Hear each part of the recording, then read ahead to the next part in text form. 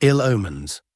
This editorial discusses concerns over judicial independence in Pakistan, particularly the alleged sidelining of independent judges in favor of those aligned with the ruling regime.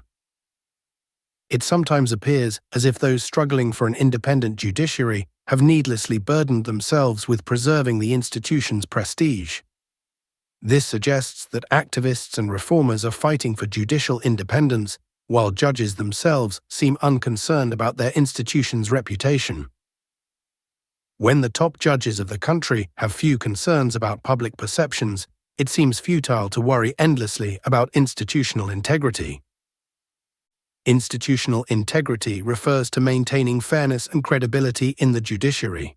The line implies that if judges themselves do not care, efforts to protect judicial independence may be in vain.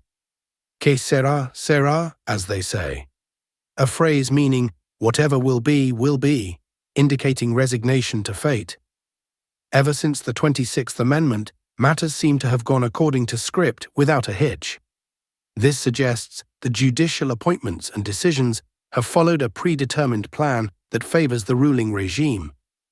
Judges perceived as being too independent or holding views opposed to the ruling regime's policies appear to have been systematically sidelined and substituted by individuals seemingly more acceptable to the regime. Systematically sidelined means deliberately removed from important positions, implying that judicial independence is being undermined. There has been little transparency about why certain judges have been transferred from one high court to another, or why certain judges have been elevated while others have not. Lack of transparency in judicial appointments raises concerns about fairness and political interference. Meanwhile, a disturbing pattern has emerged, with capable judges being denied promotions apparently over their unwillingness to compromise on judicial autonomy and refusal to kowtow to the powers that be. Kowtow means to bow down submissively, suggesting that judges who refuse to align with the government's interests are being punished. That all this has continued unchecked, despite loud voices of protest being raised from within and without the institution, is disappointing. Unchecked means happening without resistance, highlighting frustration that concerns about judicial interference are being ignored. One wonders whether the institutional leadership realizes the long-term ramifications of the ongoing making of the judiciary. Long-term ramifications refers to the potential future consequences of these actions, such as loss of public trust in the judiciary. A perception has already built up that the courts are being packed with like-minded judges so that the regime can secure legal endorsement for its widely criticized actions and policies. Courts being packed means appointing judges who will rule in favor of the government, making legal decisions less impartial. Ideally, this perception should have been actively avoided. Instead, several judges have participated in the decision-making process, which has provided critics with yet another indictment of the present state of the judiciary. Indictment means a strong accusation, implying that critics see the judiciary as compromised. It seems particularly pertinent to point out that while the judges who have found favor with the ruling regime may be very capable, they are quite likely to find it difficult to gain the public's trust and respect, given the circumstances in which they have been handed their responsibilities. This means that even if the appointed judges are competent, their credibility is undermined by the political circumstances of their appointments.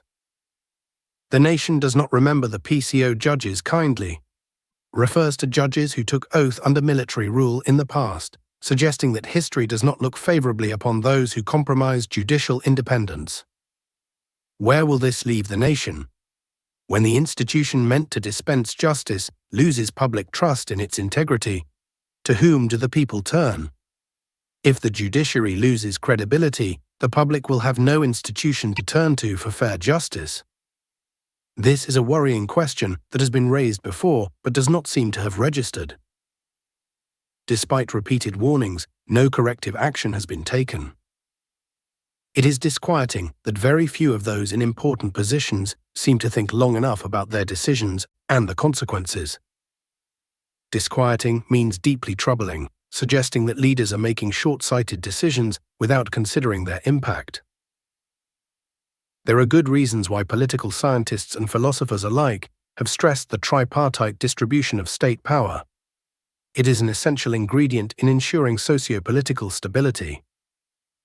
Refers to the separation of powers, executive, legislative, and judiciary, as a necessary balance for democracy. Any disequilibrium in the division of power has far-reaching effects, as has been witnessed in the past both at home and in some neighboring countries. When power is not balanced among the three branches of government, it can lead to instability and authoritarianism. Alas, with reason and rationality in retreat, reflections on actions and consequences no longer seem to matter. This expresses regret that logical decision-making has been abandoned. One can only hope for sense and sensibility. A plea for wisdom and fairness in judicial matters. Published in Dawn, February 12, 2025.